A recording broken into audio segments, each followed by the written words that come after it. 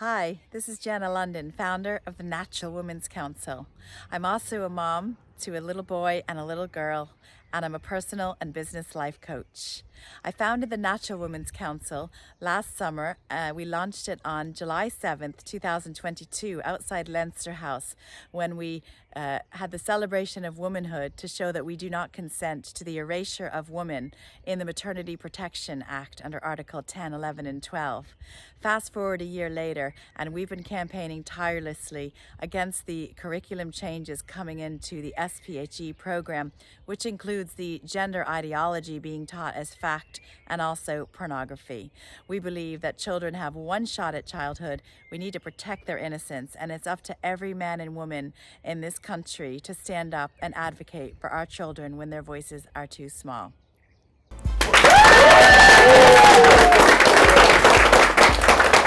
I don't know today, I'm just flying. I don't know if you're flying. You're flying, yeah? Listen, everybody, thank you. All right, that was so beautiful. Please jump to welcome one and only Jane on the show, everybody. Woo! Okay, how are you? I'm a hugger. Oh, thank you so much. I love hugs. Thank you very much. Appreciate that. Thank you so much. Come on, show some love, everybody.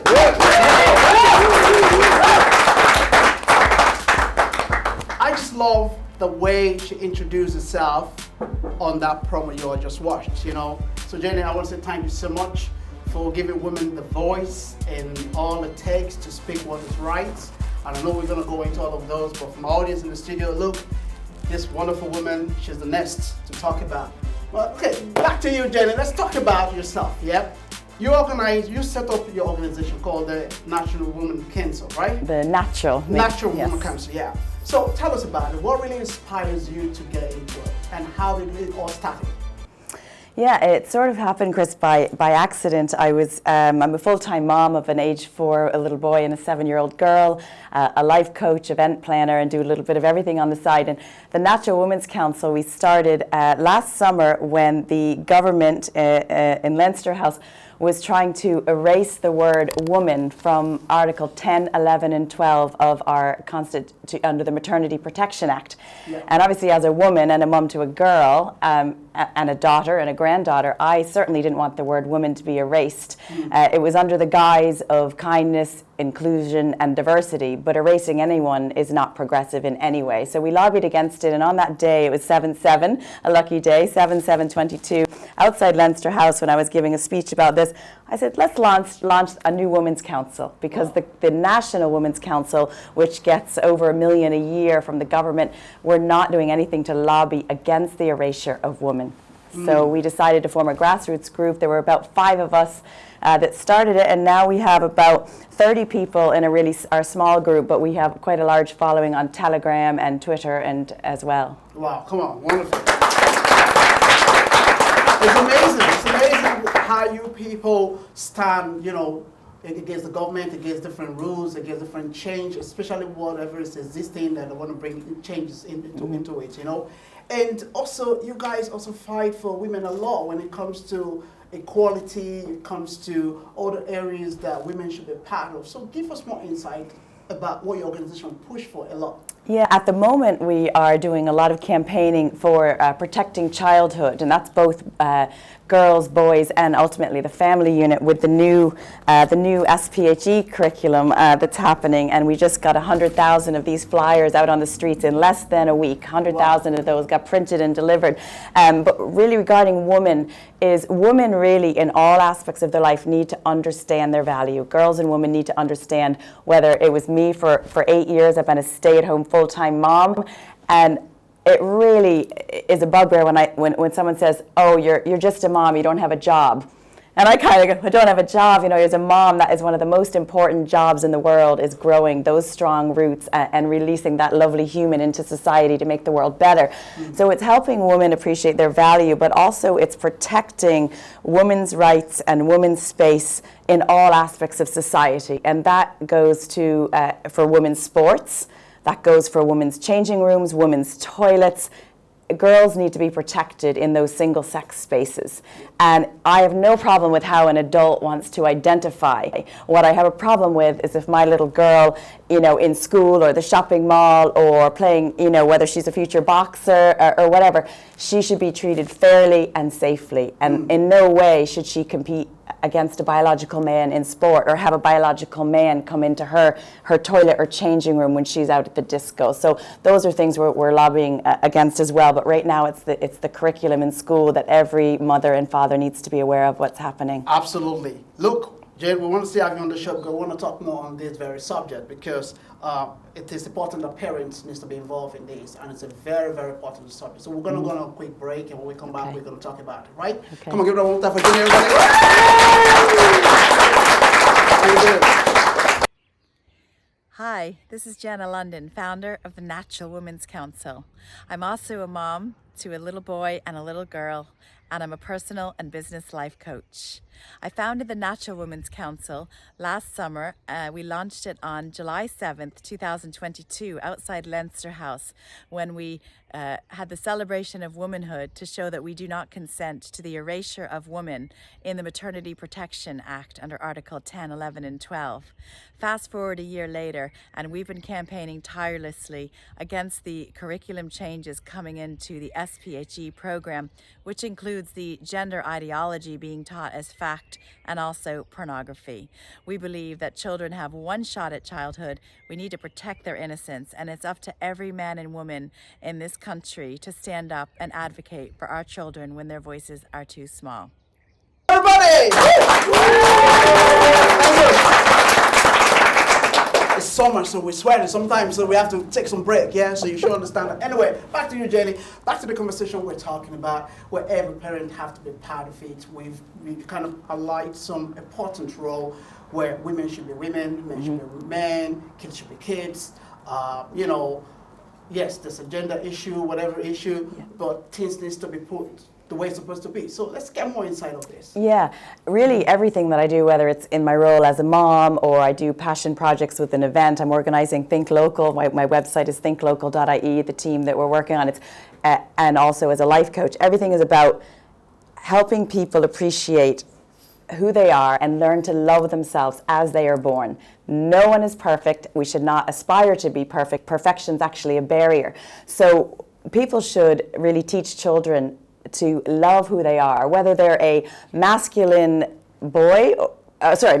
female, like I was a tomboy, or a feminine boy, that's okay. Whether they're gay, straight, black, white, that's okay. But trying to plant seeds of doubt in young children's minds by, things like the genderbread person, and teaching a little boy or girl that gender is how they see and feel about themselves. Male, female, both, neither, irrespective of the sex they're born in. They can even be non-binary, which is neither. Or apparently, I'm a cis woman, not a woman. No, I'm a woman and my daughter's a girl. So it's stop teaching children an ideology as fact. And what we need to do is teach every person, male, female, boy, girl, woman, man, to love the body they're born in and be the best they can, their own authentic self, without trying to change themselves. And when this comes in schools, and it's starting in September for age 12 to 15, and then it will move down to the primary schools for the little 5-year-olds, is if a teacher, a position of authority, reaffirms to a child they're born in the wrong body, what will that do to that child's developing mind, particularly this September for those prepubescent kids with all those raging rebellious hormones? Yeah. We should never make a child think they're born in the wrong body. They need the love and support and appreciate. Yeah, there's so much I want to ask you in there. My head is just flying back and forth, but I think I'm going to take it step by step. Makes too. my head fly too. Because this subject is so important, Yes. But one thing I want to ask is that, what are the role parents are really playing in this, and what are the role parents are really pushing the government for? Because, like you mentioned there, kids should be kids. Yes. Not teaching kids who are only 6-7 years of age. You're teaching them things about adults when you're even 20, 25, and all this kind of stuff. Yes. What are the parents' role in all of these? Because government is one side. We are the government to be there. Yes. So they cannot turn around and come back and, throw this at us that we must do it. So what are parents doing in this? That's my first question. Yeah, what parents are doing or should be doing once they're informed, but the problem is this consultation to bring this education in was done last autumn. Parents and teachers and students were not invited to the consultation. It was done very secretively by O'Gorman and some of the NCCA curriculum developers to give feedback. So no one knew about it. So we campaigned to let parents know about it. Once they know about it, even people who supported the policy, once they look at the detail and look at the books and look at our leaflets, they are completely against it. But parents, we have a very strong constitution in Ireland, and under our Article 40.1 of the Constitution, the parent is the primary educator of that child. So we as parents have the power and authority to opt our children out of education that doesn't sit with our moral conscience. So we have on, there's a couple of websites hosting this information. We work with Lawyers for Justice Ireland, Irish Education Alliance, Parents' Rights Alliance, and the Natural Women's Council. We all partner on the campaign. So any mother and father who wants the info, it's on the parentsrightsalliance.com website. We encourage every mother and father to call their principal, meet with their board of management, send a letter in to say, I don't consent to my little boy being taught that he can become a girl. So every parent needs to assert their rights, assert their power as a parent to protect their child.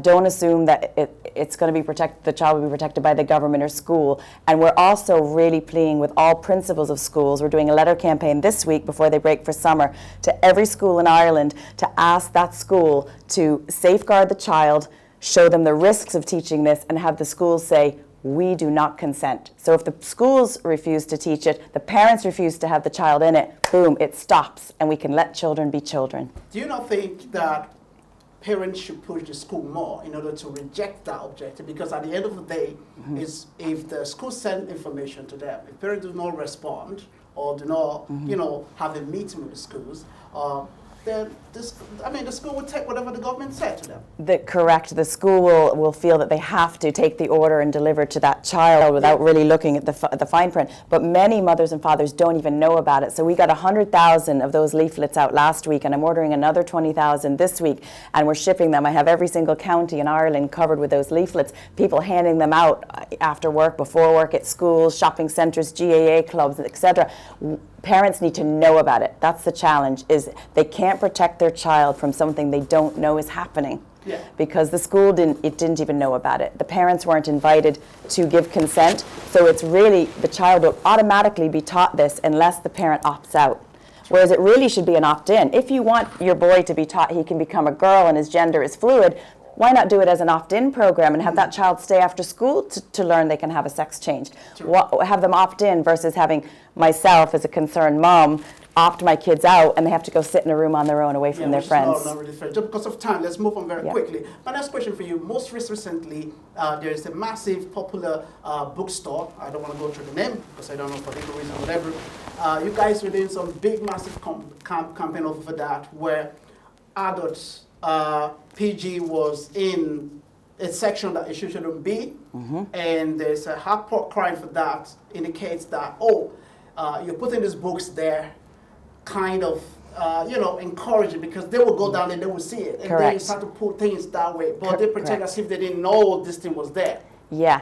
I'll just, correction on that point is, it's not just in all the bookstores, it's in the public libraries funded by the taxpayer. So we went into some libraries and we saw some books, I have some in my bag over there, some books that were highly sexualized and indoctrinating for age 12 to 17. Yeah. So we developed with our Lawyers for Justice Ireland group a letter to serve the libraries, a public notice of liability. So we don't want to ban or burn the books, as the media has said. We want them moved from the child section into the adult section, because some of them are very, very dangerous to children. Teaching age 12 how to use a dating app and meet an adult man, a 12-year-old girl, that's completely dangerous. Teaching them sexual positions that age 12 is a minor, they shouldn't be learning. It's in the libraries and the bookstores and the school shelves, because it was on the Children's Books of Ireland list. Why are the managers in those shops or libraries, aware of these? Because they have families as well. They have daughters and sons who could be at a young age. Why are they allowing these things to be in the shelf at the wrong place? Correct. So both the librarians at the public library and the staff at the bookstores, basically they just say, we're just doing our job. We are just doing our job. These books say they're age 12. We're popping them on the age 12 section. And when we open it and start reading to them and reading, they get very uncomfortable. with this book. So they never do Many books. They never do cross-checking before it was actually. They just put it on the shelves, and that's where we serve the public notice to libraries, because it breaks the Children First Act of 2015, the United Nations Protection Act, the EU laws, and the public library laws. It's breaking the laws by having this material on the shelves in the children's section, but we've been dismissed by the Children's Ombudsman, Garda Síochána. We have 5 pulse numbers that they closed, dismissed by County Council, dismissed by libraries, dismissed by GPO, who sponsored the book, dismissed by Children's Books of Ireland, who put together the reading list for these children. We are being dismissed by all authorities. So they don't see that as... They're getting a memo from the top down, I believe. They're getting a memo to say, just don't listen to any concerns. And even libraries in Ireland, I have a person working on the inside of a library, said they were asked not to capture minutes in the libraries about this issue. So if anybody's concerned about all these mummies and daddies coming in, you're not allowed to put it in the public minutes. We have to just keep it very quiet. So it's negligence, it's dangerous, and that's why we plead all mothers and fathers to take action, because every authority has kicked it to touch. Just one more question before you go, because it's good to trash on this, and I love this moment like this. What about the situation where you have female, you have male of all different agenda, which you actually mentioned at the very start of this conversation. You can be what you want to be, but everybody should have their own place, which you rightly mentioned. Do you not think that if you want to be gay, I have nothing over all of this, but whatever you want to be, they should have separation from women, not living under the umbrella of women? For example, if you say you go to a club, say this person's a gay, this is lesbian, whatever it is, as a male, you want to share a bathroom with a female. Do you think that is right? It's absolutely not right, because first of all, you cannot change biological sex. You can identify as man, woman, other, both. I think there's a new thing going around of a Furby. You can identify as an animal or a toaster.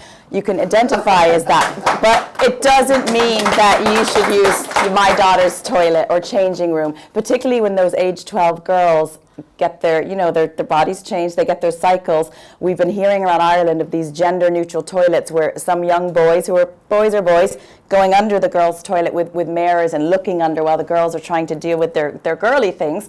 And there's even been cases, I get about 100 emails a day from concerned parents, and mums said, my daughter is getting urinary tract infections because she doesn't want to use the toilet at school because the boys are in the toilet as well. And that is completely unfair and unethical for our girls in Ireland. Wow. Well, thank you. Thank you so much. Jenny, thank you so much. Appreciate that. Before we let you go, what would be your next campaign? Would it be this curriculum change? Yeah, this would be the next one you are going for, right? So what do you want people, parents, mother, fathers, uncles, everybody out there to speak out for? To protect childhood, to let children be children, to teach children to love the bodies they're born in. If they're confused, of course they need, help from an expert or their mother and father, but don't confuse all children for, a very, very, very small percentage who might suffer the psychiatric condition called gender dysphoria.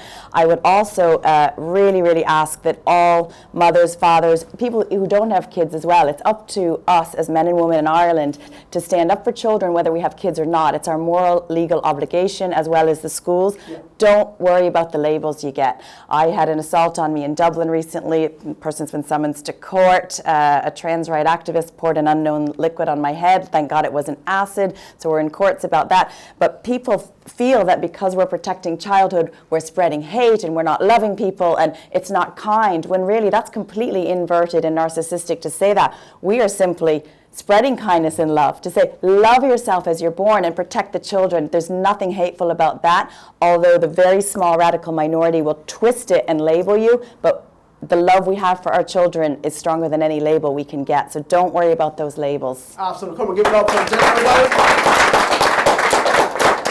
On this show, I want to say from time to time, we can always meet up again and really have more of this conversation, just because we're running out of time, but this is important that we talk about it. The more we talk about it in a platform like this, the more people show more support, even live shows, and get people to be more involved. I think that way the government will understand that everything needs to be where it's supposed to be. Parents need to speak out, teach kids the right way. And I believe also for myself, if my kids want to know anything about sexuality and stuff, they should come ask me.